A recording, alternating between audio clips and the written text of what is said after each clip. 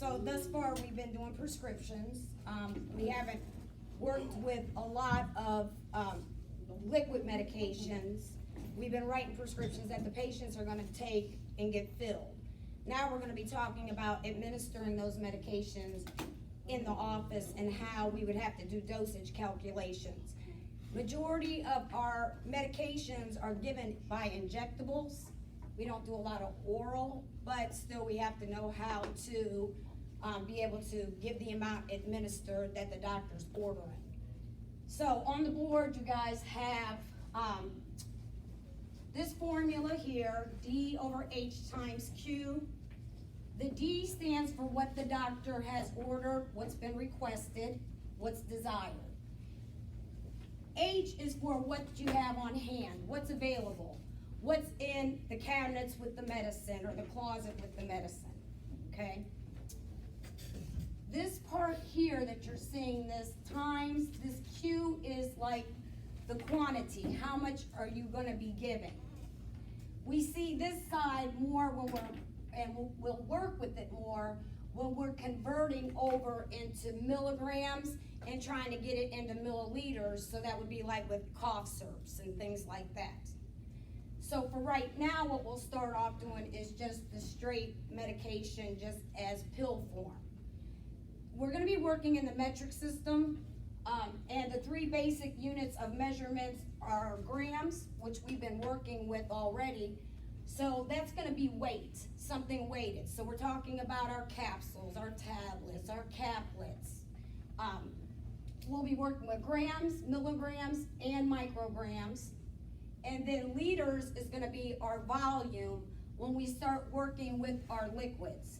And we predominantly work in ml, okay? We're talking medications here.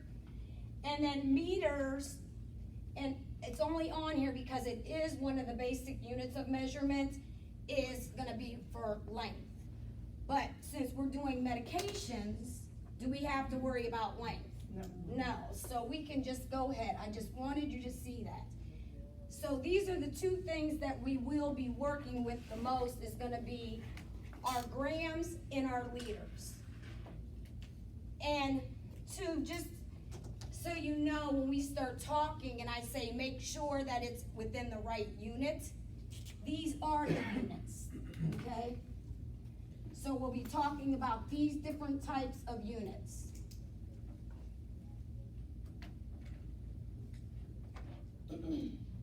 So let's look first at, in your handout, and let's look at number 12. So we're looking at a label. So think of it like you go to the cabinet and you're looking at the bottles, and the label part is your bottle. On this side is what your physician has ordered. We can never change the actual milligram or the strength, I should say, that's being ordered. So if it takes 2 pills to get to that amount, then that's what we would have to give them. But we can never change that that doctor wanted that amount. We would have to do mathematical things to get to that point where what he has ordered. So first thing you want to do is to actually go ahead, and I would do this on scrap paper or something you want to start taking notes on. So the first thing that we're going to do is do our D over H times Q.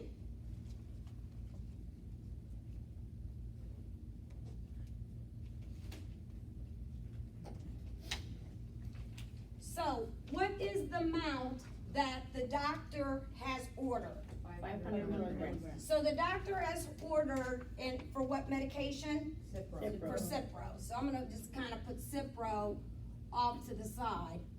So the doctor's ordered 500 milligrams of Cipro.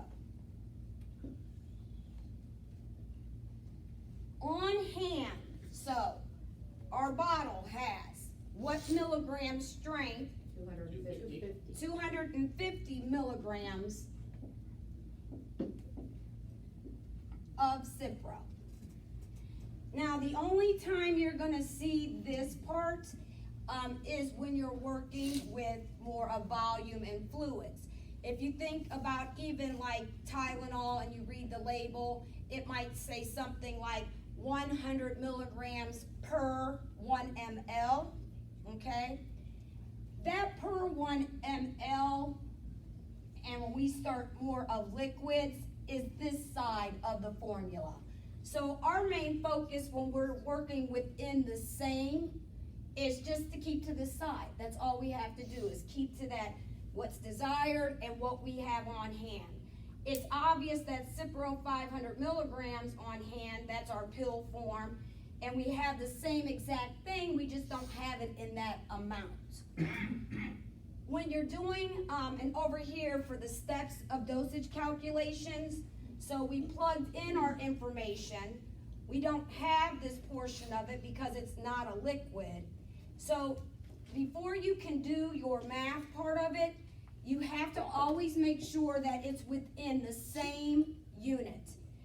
Our unit here is what? Milligrams. Milligrams. So we have milligrams here and milligrams here. So first step, always get it in the same unit. If it's already there, it makes it easy. If not, that's when we have to start doing conversions, okay? So what you wanna do is, we're not trying to figure out how many milligrams to give the patient, because didn't the doctor tell us how many milligrams? 500. Right, we're not trying to figure that out. We're trying to determine how many pills to give this patient. So once you get it in the same units, you need to just cross-cancel that out, because the answer is not gonna be in a milligram strength. He already told us what milligram strength. So then all you would do is do your division. And if you're on a calculator, your top number, and I always say this because, you know, sometimes we forget, the top number is what gets plugged in first. So go ahead and divide 500, this is everybody, divided by 250. And that means that we're going to, so what do? What's that called? The doctor orders it and we administer it. So we would be administering how many? 2. So 2, and we would just put, we could say 2 tabs for 2 tablets.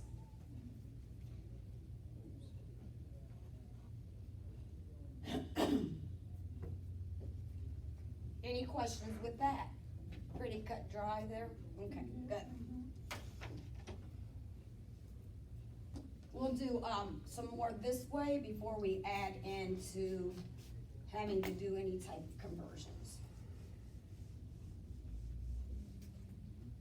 All right, let's look at number 14.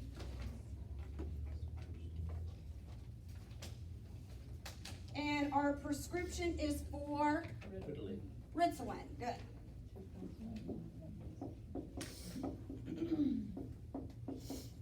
And how much did the doctor order? 2.5 milligrams. On hand, we have how much? 5 milligrams. First step is to do what? Cross out. Well, first, we want to make sure, yes, so make sure that it's within the same unit. It is. So we can go ahead and we can cross-cancel out the milligrams. And then 2.5 divided by 5 equals? 0.5. All right, so let's have that conversation. And so you came up with 0.5. 0. Okay, so we came up with 0.5. I'm just doing this thoroughly. So anytime you have a medication and it's a decimal point first, you always have to put a 0 in front of that, okay? You always have to put a 0 in front of it just so there's no medication errors. So we would be giving, are you telling me half of this? This 0.5. A tenth of it. Half of one pill? A tenth of it. Okay, let's think about this. If it's a 5 milligram pill that we have available, and we need 2.5, that's half of that pill, isn't it? Is there anything else? So, what does that tell us about that medication? It's scored. Yeah. It's scored. Yeah. That's right. So, if you get where you're taking half of a pill, that means that that pill had to have been scored, correct? So then we have an equal on both sides. So this pill was a 5 milligram pill. And how much is on each side of that pill? 2.5. We would have 2.5 here and 2.5 here. And that's the only way that that will work is if that pill has been scored. That means they're getting the same amount on both sides. It's been equally divided amongst that score. So the 0.5 is the same as the 5 milligram? No, it's a half. Think of like money. Think 0.5, you have what? How much money? 50 cents. 50 cents. If you have 0.75, you have 75 cents, 3/4. If you have 0.25, you have 25 cents. If you had 1.0, you have a whole dollar. So sometimes thinking of it that way. So this is a half. 0.5 is a half. It's a half. Mhm.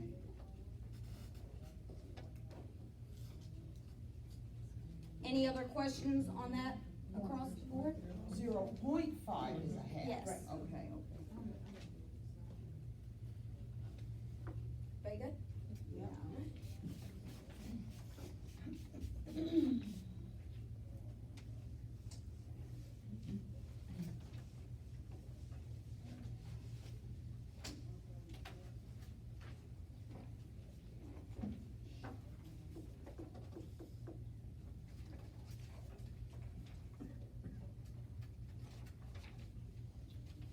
I would like you guys to take a look at, this handout here.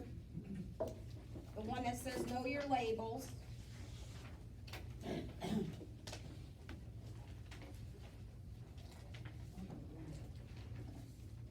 So at the bottom of that is where the doctor order is, and then obviously the label, okay? So what has the doctor ordered in this case? 1.15 grams. Okay, so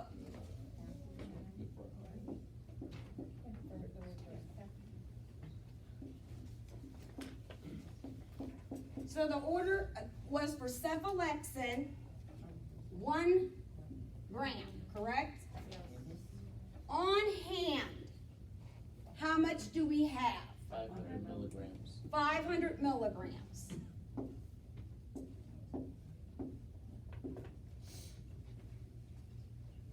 Now, according to your rules, we plugged in our information. The D/H must be within the same unit. Is this the same unit? No. No. Now, this is when converting is going to start to happen, okay? And you're gonna always take what the doctor ordered and move it to what is on hand. Because if he orders it and it's not there, well then it's no good. We have to be able to move it to what we would have in our medicine cabinet or in our medicine closet. So now we're gonna take it one more step, and that is gonna be to be able to convert within the metric system. So I'm gonna pull up a kind of a PowerPoint that's gonna help us with that, okay?